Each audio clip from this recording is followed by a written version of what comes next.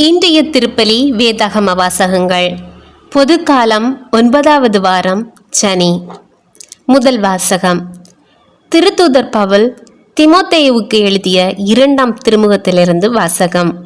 4ஆம் அதிகாரம் 1 முதல் 8 வரை உள்ள இறைவார்த்தைகள். அன்புக்குரியவரே, கடவுள் முன்னிலையிலும் வாழ்வோருக்கும் இறந்தோருக்கும் தீர்ப்பு அளிக்கப் போகிற கிறிஸ்து இயேசு முன்னிலையிலும் அவர் தோன்றப்போவதை முன்னிட்டும் அவரது ஆளுகையை முன்னிட்டும் நான் ஆணையிட்டு கூறுவது, இறை வார்த்தையை அறிவி. வாய்ப்பு கிடைத்தாலும் கிடைக்காவிட்டாலும் இதை செய்வதில் நீ கருத்தாயிரு. கண்டித்து பேசு, கடிந்து கொள், அறிவுரை கூறு, மிகுந்த பொறுமையோடு கற்றுக்கொடு. ஒரு காலம் வரும், அப்போது மக்கள் நலன் தரும் போதனையை தாங்க மாட்டார்கள். மாறாக செவித்தினவு கொண்டவர்களாய் தங்கள் தீய நாட்டங்களுக்கு ஏற்ப தங்களுக்கென போதகர்களை திரட்டிக் கொள்வார்கள். உண்மைக்கு செவிசாய்க்க மறுத்து புனைக்கதைகளை நாடி செல்வார்கள். நீயோ அனைத்திலும் அறிவு தெளிவோடிரு. துன்பத்தை ஏற்றுக்கொள், நற்செய்தியாளனின் பணியை ஆற்று, உன் திருத்தொண்டை முழுமையாச்சை. ஏனெனில் நான் இப்போதே என்னை பலியாக படைக்கிறேன். நான் பிரிந்து செல்ல வேண்டிய நேரம் வந்துவிட்டது. நான் நல்லதொரு போராட்டத்தில் ஈடுபட்டேன். என் ஓட்டத்தை முடித்து கொண்டேன், விசுவாசத்தை காத்து கொண்டேன். இனி எனக்கென வைக்கப்பட்டிருப்பது நேரிய வாழ்வுக்கான வெற்றி வாகையே. அதை இறுதி நாளில் ஆண்டவர் எனக்கு தருவார். நீதியான அந்த நடுவர் எனக்கு மட்டுமல்ல, அவர் தோன்றுவார் என விரும்பி காத்திருக்கும் அனைவருக்குமே தருவார்.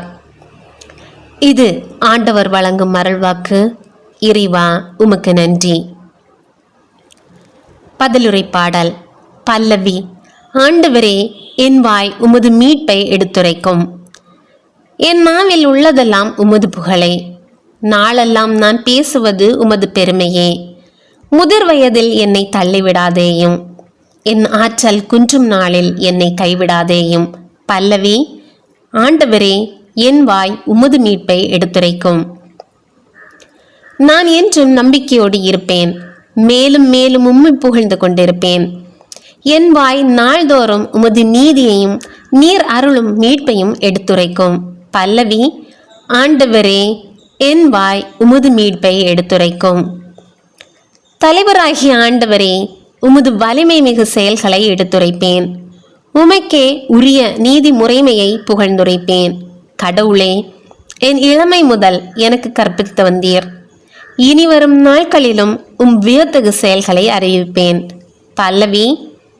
ஆண்டவரே, என் வாய் உமது மீட்பை எடுத்துரைக்கும். என் கடவுளே, நான் வீணையை கொண்டு உம்மையும் உமது உண்மையையும் புகழ்வேன். இஸ்ரேலின் தூயரே, யாழிசைத்து உம்மை புகழ்ந்து பாடுவேன். பல்லவி. ஆண்டவரே, என் வாய் உமது மீட்பை எடுத்துரைக்கும். நற்செய்தி வாசகம். மார்க்கு எழுதிய நற்செய்தியிலிருந்து வாசகம்.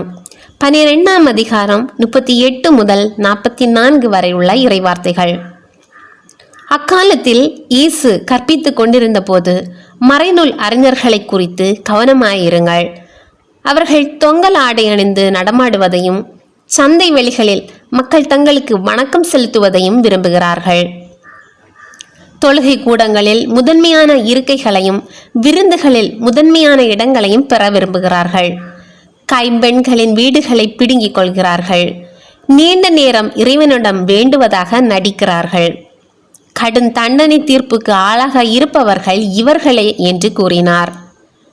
இயேசு காணிக்கை பெட்டிக்கு எதிராக அமர்ந்து கொண்டு மக்கள் அதில் செப்பு காசு போடுவதை உற்று நோக்கி கொண்டிருந்தார். செல்வர் பலர் அதில் மிகுதியாக போட்டனர். அங்கு வந்த ஒரு ஏழை கைம்பெண் ஒரு கொதிராந்துக்கு இணையான 2 காசுகளை போட்டார். அப்பொழுது அவர் தம் சீடரை வரவழைத்து, இந்த ஏழை கைம்பெண் காணிக்கை பெட்டியில் காசு போட்ட மற்ற எல்லாரையும் விட மிகுதியாக போட்டிருக்கிறார் என உறுதியாக உங்களுக்கு சொல்கிறேன். ஏனெனில் அவர்கள் அனைவரும் தங்களுக்கு இருந்த மிகுதியான செல்வத்திலிருந்து போட்டனர். இவரோ தமக்கு பற்றாக்குறை இருந்தும் தம்மிடம் இருந்த அனைத்தையுமே, ஏன் தம் பிழைப்புக்காக வைத்திருந்த அனைத்தையுமே எல்லாவற்றையுமே போட்டுவிட்டார் என்று அவர்களிடம் கூறினார். இது கிறிஸ்து வழங்கும் நற்செய்தி. கிறிஸ்துவே உமக்கு புகழ்.